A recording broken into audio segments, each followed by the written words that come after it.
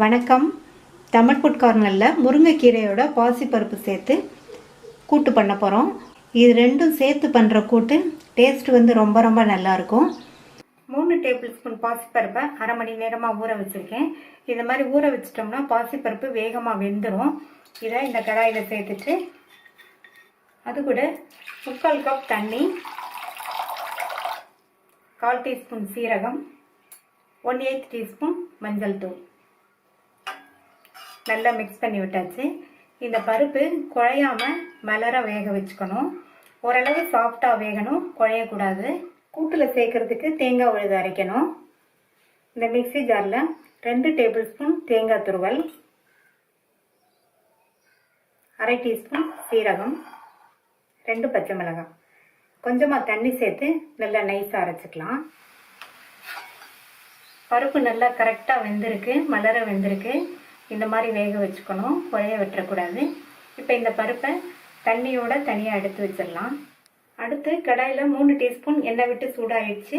அதில் 1/2 டீஸ்பூன் கடுகு, 1/2 டீஸ்பூன் உளுந்து, 3 டேபிள் ஸ்பூன் அளவுக்கு வெங்காயம், 4 பொடியாக நறுக்கின பூண்டு, கூடவே கட் பண்ண ஒரு காஞ்ச மிளகாய். நான் வந்து இதில் பூண்டு சேர்த்துருக்கேன். சப்போஸ் உங்களுக்கு பூண்டு சேர்க்க விருப்பம் இல்லைன்னா பருப்பு வேக வைக்கும்போது ஒரு 1/8 டீஸ்பூன் அளவுக்கு பெருங்காயம் சேர்த்து வேக வச்சுக்கோங்க. வெங்காயம் லைட்டாக வதங்கிடுச்சு. 3 கைப்பிடி அளவுக்கு க்ளீன் பண்ண முருங்கைக்கீரை,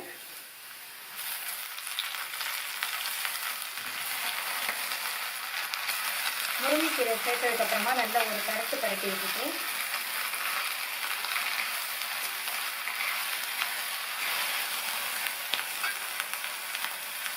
ஒரு கைப்பிடி அளவு மட்டும் தண்ணி போட்டு கீரை வந்து அதனுடைய கலர் மாறாமல் நல்லா க்ரீன் கலர்லேயே இருக்கிற மாதிரி நல்லா சாஃப்டாக வேக வச்சுக்கணும். முருங்கைக்கீரை சீக்கிரம் வெந்துடும். அதை வந்து அது கலர் மாறுற அளவுக்கு வேக விடக்கூடாது. அந்த மாதிரி வேக விட்டோம்னா கீரையில் உள்ள சத்தும் போயிடும், டேஸ்ட்டும் நல்லா இருக்காது.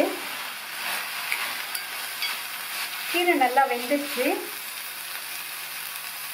இப்போ பாசிப்பருப்பு சேர்த்துடலாம். அது கூட ஒரு மீடியம் சைஸ் தக்காளி கட் பண்ணது, 1/2 டீஸ்பூன் சாம்பார் தூள்,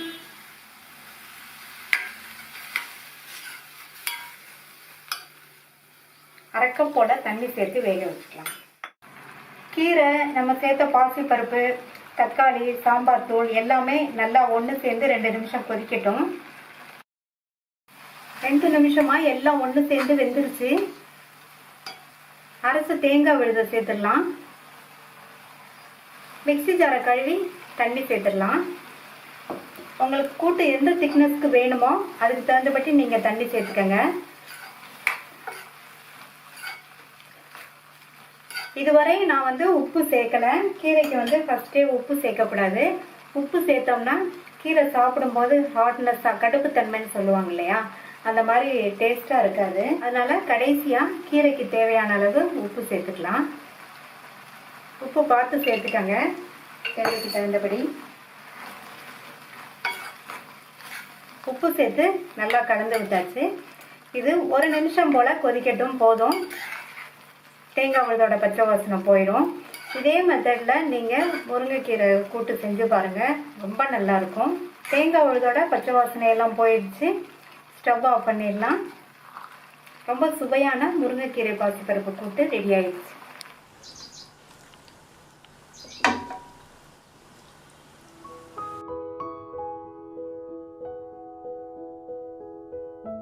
சத்தான தண்டுக்கீரையை வச்சு சுவையான கூட்டு பண்ணலாம். ஒரு கட்டு தண்டுக்கீரை இருக்குது. இதில் வந்து இந்த வேர் பகுதியை கட் பண்ணிவிட்டு அதுக்கப்புறமா தண்ணியில் அலசிட்டு சின்ன சின்ன துண்டுகளாக கட் பண்ணிக்கலாம். 50 கிராம் பாசிப்பருப்பை 2 தடவை கழுவி வச்சுருக்கேன். இதை குக்கரில் சேர்த்துடலாம். அது கூட ஒரு 3/4 கப் அளவுக்கு தண்ணி சேர்த்துக்கலாம். 1/4 டீஸ்பூன் மஞ்சள் தூள், ஒரு சின்ன தக்காளி பழம் கட் பண்ணது சேர்த்துட்டு மூடி போட்டுடலாம். ஸ்டீம் வந்ததுக்கப்புறமா வெயிட் போட்டு மீடியம் ஃப்ளேமில் ஒரு விசில் வரட்டும். ஒரு விசில் வந்துருச்சு, திறந்து பார்க்கலாம். இந்த அளவு வேக வச்சுக்கணும். பருப்பு வந்து குழையக்கூடாது. இப்போது இதை வேறு கிண்ணத்துக்கு மாற்றிட்டு கூட்டு பண்ணிடலாம். கடாயில் 2 ஸ்பூன் எண்ணெய் விட்டுருக்கேன். எண்ணெய் சூடாயிடுச்சு. கடுகு கொஞ்சமாக, அதே மாதிரி உளுந்து 1/2 டீஸ்பூன். கடுகு வெடித்து உளுந்து நல்லா செவந்து வரட்டும். கடுகு வெடிச்சிருச்சு. அதுக்கப்புறமா 2 பூண்டு இந்த மாதிரி பொடியாக கட் பண்ணிக்கோங்க. பெரிய பூண்டாக இருக்குது, அதனால் 2 வச்சுருக்கேன். சின்னதுனா 3 எடுத்துக்கோங்க. 1/4 கப் வெங்காயம் கட் பண்ணது, அதையும் சேர்த்துடலாம். அதில் சேர்த்துட்டு நல்லா வதக்கிக்கோங்க. லேசாக வதக்கினா போதும். அடுத்து நம்ம கீரை தண்டை போட போகிறோம். லேசாக வதங்கிடுச்சு. ஒரு காஞ்ச மிளகாய் 2ஆக கட் பண்ணி சேர்த்துக்கோங்க. அது வாசனைக்கு தான் நம்ம சேர்க்குறோம். அது கூட கீரையை வந்து இந்த மாதிரி கட் பண்ணிக்கணும். அதை வந்து சேர்த்துடலாம். கீரையை சேர்த்ததுக்கப்புறமா தீயை வந்து நல்லா குறைச்சி விட்டுட்டு நல்லா கிண்டி விட்டுக்கோங்க. 1 நிமிஷம் வதக்கியாச்சு. நம்ம சேர்த்த கீரையோட அளவும் குறைஞ்சிருச்சு. அதில் கொஞ்சமாக மட்டும் சாம்பார் தூள் சேர்த்துக்கோங்க. 1 டீஸ்பூன் சேர்த்துருக்கேன். சேர்த்ததுக்கப்புறமா கொஞ்சமாக ஒரு 1/4 கப் அளவுக்கு தண்ணி சேர்த்துக்கோங்க. உப்பு